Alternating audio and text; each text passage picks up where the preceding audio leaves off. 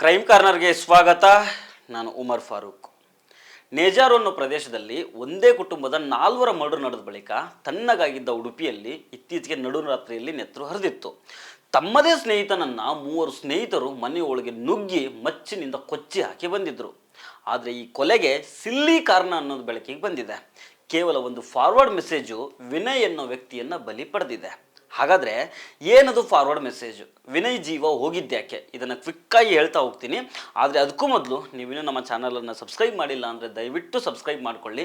ಈ ವಿಡಿಯೋವನ್ನು ಕಡೆಯ ತನಕ ಮಿಸ್ ಮಾಡದೆ ನೋಡಿ.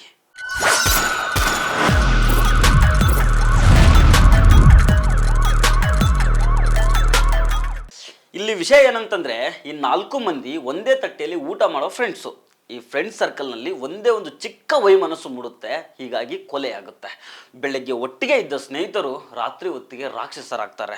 ಸ್ನೇಹಿತ ಅನ್ನೋದನ್ನು ಸಹ ಮರೆತುಬಿಟ್ಟು ತಲ್ವಾರು ಹಿಡ್ಕೊಂಡು ಸೀದಾ ಫ್ರೆಂಡ್ ಮನೆಗೆ ನುಗ್ಗಿ ಹೋಗ್ತಾರೆ.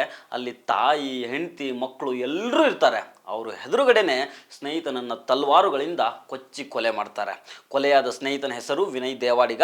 ಕೊಲೆಗೆ ಕಾರಣ ಏನು ಅನ್ನೋದನ್ನು ನೋಡೋಕ್ಕೂ ಮೊದಲು ಕೊಲೆ ಹೇಗೆ ನಡೀತು ಅನ್ನೋದನ್ನು ಕ್ವಿಕ್ಕಾಗಿ ಹೇಳ್ತೀನಿ ನಿಮಗೆ, ಜಾಸ್ತಿ ಟೈಮ್ ತಗೊಳ್ಳೋದಿಲ್ಲ. ಉಡುಪಿ ನಗರ ಸಮೀಪದಲ್ಲಿ ಪುತ್ತೂರು ಅನ್ನೋ ಹಳ್ಳಿ ಇದೆ. ಇಲ್ಲಿ ರಾತ್ರಿ 10 ಗಂಟೆ ಸುಮಾರಿಗೆ 3 ಯುವಕರು ವಿನಯ್ ದೇವಾಡಿಗನ ವ್ಯಕ್ತಿಯ ಮನೆಗೆ ಬರ್ತಾರೆ.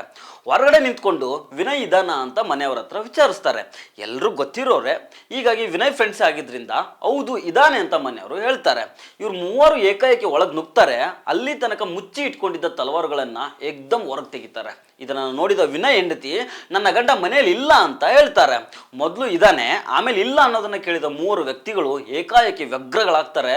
ತಲವಾರು ಬೀಸ್ಕೊಂಡೆ ಸೀದಾ ವಿನಯ್ ರೂಮ್ ಕಡೆಗೆ ಹೋಗ್ತಾರೆ. ರೂಮಲ್ಲಿ ವಿನಯ್ ದೇವಾಡಿಗ ಇರ್ತಾನೆ. ಹಿಂದೆ ಮುಂದೆ ಏನು ಯೋಚನೆ ಮಾಡೋದಿಲ್ಲ, ವಿನಯ್ ದೇವಾಡಿಗ ಮೇಲೆ ತಲ್ವಾರನ್ನು ಬೀಸ್ತಾರೆ. ಇಲ್ಲಿಗೆ ವಿನಯ್ ದೇವಾಡಿಗ ಚಾಪ್ಟರ್ ಕ್ಲೋಸ್ ಆಗುತ್ತೆ. ಈ ಟೈಮಲ್ಲಿ ವಿನಯ್ನ ಹೆಂಡತಿ ಅವನ ತಾಯಿ ಕಾಡಿ ಬೇಡಿ ಗೋಳಾಡ್ತಾರೆ. ನನ್ನ ಗಂಡನನ್ನು ಬಿಟ್ಟು ಬಿಡಿ, ನನ್ನ ಮಗನಿಗೆ ಹೊಡಿಬೇಡಿ ಅಂತ ಬೇಡ್ಕೊಂಡ್ರು ಈ ಹಂತಕರ ಮನಸ್ಸು ಕರಗೋದೇ ಇಲ್ಲ. ಕೈಯಲ್ಲಿದ್ದ ತಲವಾರುಗಳನ್ನು ಯದ್ವಾ ತದ್ವಾ ಬಿಸಾಡಿ ತಮ್ಮ ಸ್ನೇಹಿತನನ್ನೇ ಕೊಚ್ಚಿ ಕೊಲೆ ಮಾಡಿ ಪರಾರಿಯಾಗಿ ಹೋಗ್ತಾರೆ. ವಿನಯ್ಗೆ ಸಿಕ್ಕಾಪಟ್ಟೆ ಬ್ಲೀಡಿಂಗ್ ಆಗಿರುತ್ತೆ. ಹೀಗಾಗಿ ಸ್ಪಾಟಲ್ಲೇ ಪ್ರಾಣ ಹೋಗಿರುತ್ತೆ. ಏಕಾಏಕಿ ಇದೆಲ್ಲ ಆಗಿದ್ದನ್ನು ನೋಡಿ ಮನೆಯವರು ಹವ್ವಾರಿಗೆ ಹೋಗ್ತಾರೆ. ದುರ್ದೈವ ಏನಂತಂದರೆ, ಹೆತ್ತ ತಂದೆಯನ್ನು ಮನಸ್ಸಿಗೆ ಬಂದಂಗೆ ಕೊಚ್ಚಿ ಹಾಕೋದನ್ನು ಮಕ್ಕಳು ಮುಂದೆ ನಿಂತ್ಕೊಂಡು ನೋಡ್ತಾ ಇರ್ತಾರೆ. ಪಾಪ ಪುಟ್ಟ ಮಕ್ಕಳು. ಈ ಸಂದರ್ಭದಲ್ಲಿ ತಡೆಯೋದಿಕ್ಕೆ ಅಂತ ಹೋದ ವಿನಯ್ ಹೆಂಡತಿಗೂ ಒಂದಿಷ್ಟು ಗಾಯಗಳಾಗಿದ್ದಾವೆ. ಹೀಗಾಗಿ ಹಾಸ್ಪಿಟಲ್ನಲ್ಲಿ ಟ್ರೀಟ್ಮೆಂಟ್ ತಗೊಂಡಿದ್ದಾರೆ. ಇಲ್ಲಿ ಮರ್ಡರ್ ಮಾಡಿದ 3 ಜನ ಆರೋಪಿಗಳು ಸೀದಾ ಬ್ರಹ್ಮಾವರ ಪೊಲೀಸ್ ಸ್ಟೇಷನ್ಗೆ ಹೋಗಿ ನಾವೇ ಕೊಲೆ ಮಾಡಿದ್ದೇವೆ ಅಂತ ಸರೆಂಡರ್ ಆಗಿದ್ದಾರೆ.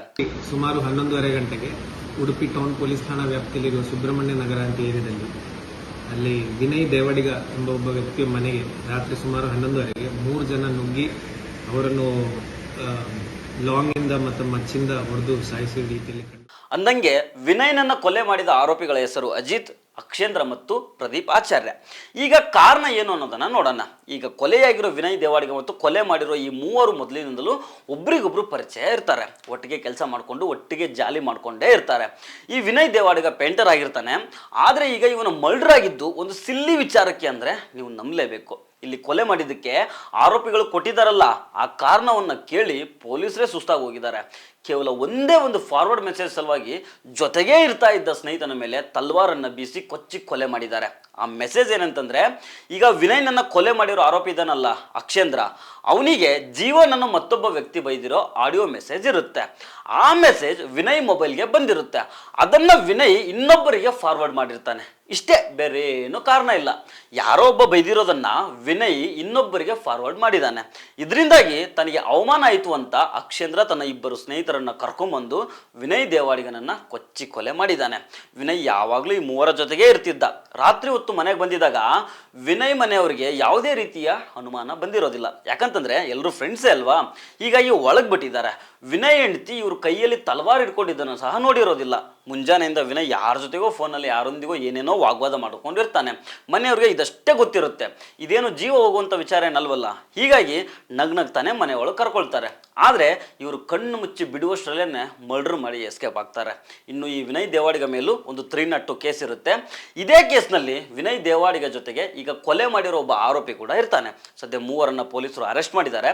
ಆರೋಪಿಗಳನ್ನು ವಿಚಾರಣೆ ಮಾಡ್ತಾ ಇದ್ದಾರೆ. ಸೊ ಫ್ರೆಂಡ್ಸ್, ಇದು ಇವತ್ತಿನ ಕ್ರೈಮ್ ಸ್ಟೋರಿ. ಮತ್ತೆ ಭೇಟಿ ಆಗ್ತಿರೋಣ. ನಮಸ್ಕಾರ.